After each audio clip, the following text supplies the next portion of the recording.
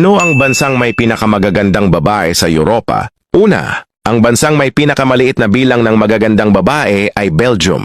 Ngayon, ito ang listahan ng may pinakamagaganda. Panglima, Italy.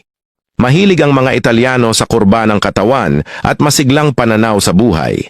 Ang mga babae roon ay nagbibigay halaga sa kanilang itsura, lalo na sa fashion at makeup. Pangapat, France.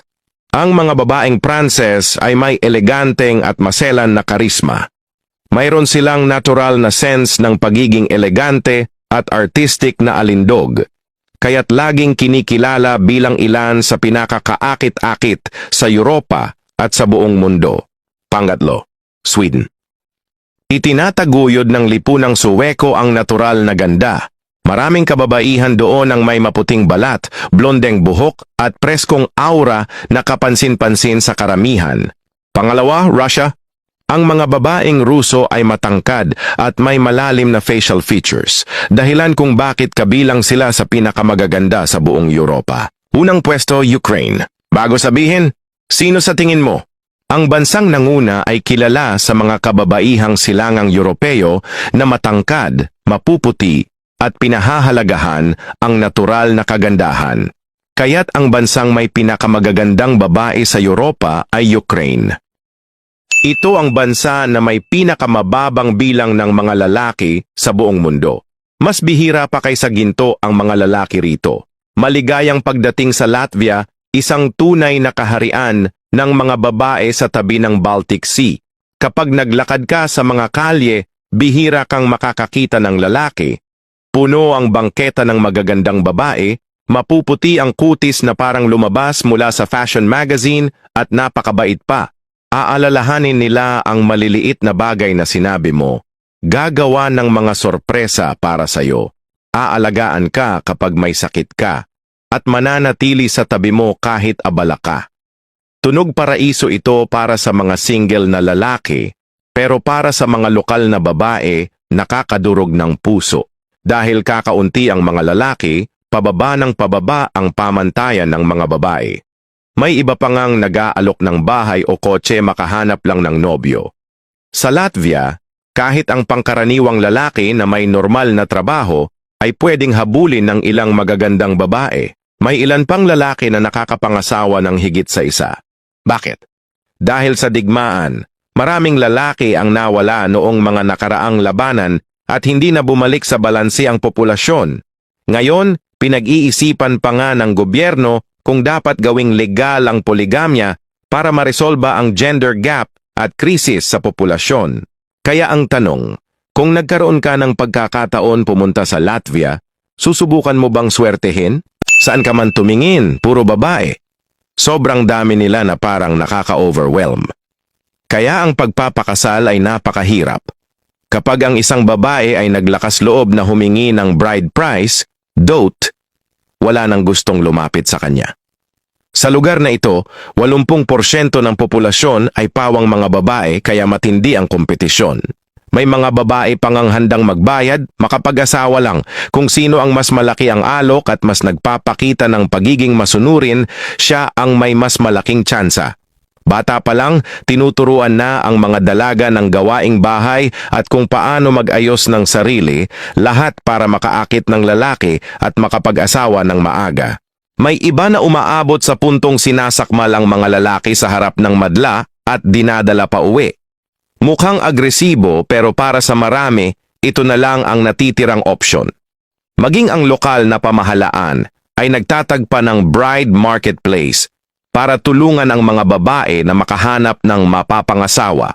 Sa isang liblib na lalawigan sa Vietnam, tuwing itinatalagang Exchange Day, nag-aayos ang mga babae at pumupunta sa pamilihan, umaasang may lalaking mapapansin sila. Pero kahit na maganda at maputi ang ilan, madalas wala pa ring lumalapit buong araw, lalo na sa mga karaniwan lang ang itsura. Kaya may mga matitibay ang loob na diretsyong umaagaw ng lalaki. Karaniwan, tumatanggi ang mga gwapo, pero walang pakialam ang mga babae. Hinahawakan nila ang kamay ng lalaki at hindi na binibitawan. Kahit pa mag-alok ng pera, hindi garantiya na papayag ang lalaki. Kapag tinanggihan sila, lilipat agad sila sa susunod na target. At kapag sumagot ang lalaki, lalo nilang kinukulong ang sitwasyon, hawak muna bago tanong. Hindi lang sila hindi humihingi ng dote, kundi sila pa mismo ang nagbabayad at tumatanggap ng buong galak sa pamilya ng lalaki. Dahil dagsa ang mas batang babae, mas lalong kakaunti ang tsansa ng matatanda at mas marami ang pagpipilian ng mga lalaki. Kung ikukumpara sa mga bansa gaya ng US, kung saan mahirap makahanap ng asawa ang karaniwang lalaki, dito parang pwede kang mamili ng walang kahirap-hirap, 10 o 20 pa nga ang tinitingnan bago magdesisyon. Hanggang ngayon, taon-taon, libo-libong babae ang naghihintay ng pagkakataon na makahanap ng mapapangasawa. Kaya bro, kung ikaw ay isang binata o hindi pa kasal, kung mahulog ka man sa ganitong lugar, ilan kaya ang pipiliin mo?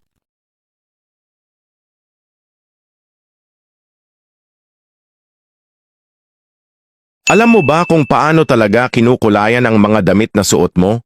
Kapag nakita mo ang buong proseso, baka maisip mong linisin ang buong aparador mo ng malakihan. Sa mga pabrika ng tela, ang mga rolyo ng tela ay diretso agad dinadala sa seksyon ng pagkukulay.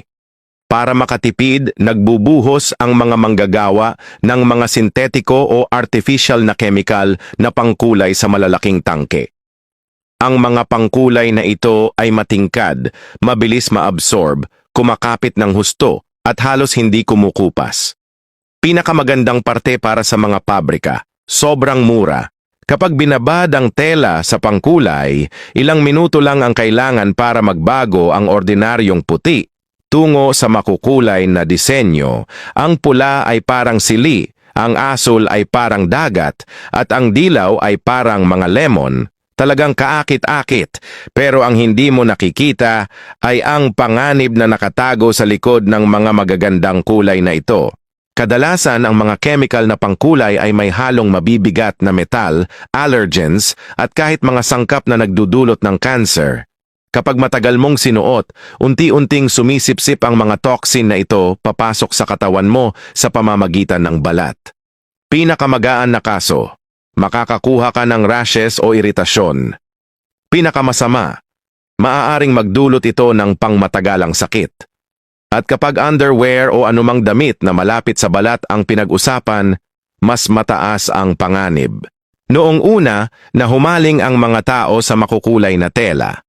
Kaya ang mas responsableng mga kumpanya lumipat sa paggamit ng natural na pangkulay mula sa mga halaman. Kinuha nila ang kulay mula sa mga bulaklak, dahon at ugat. Halimbawa, ang indigo plant ay nagbibigay ng malalim na asul, ang safflower ay nagbibigay ng mapulang kulay, at ang ugat ng turmeric ay nagiging ginintong dilaw. Mas banayad ang kulay, may natural na amoy, at hindi nakakasama sa katawan. Kapag sinuot mo, ligtas sa pakiramdam at minsan ay may banayad pang halimuyak ng halaman.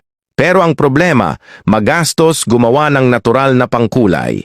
Kailangan ng napakaraming hilaw na materyales, mas matagal ang proseso at mas mabilis kumupas. Kaya karamihan sa mga pabrika ay nananatili pa rin sa murang kemikal. Maganda nga sa paningin pero sulit bang magbayad ng mas mahal kapalit ng kalusugan?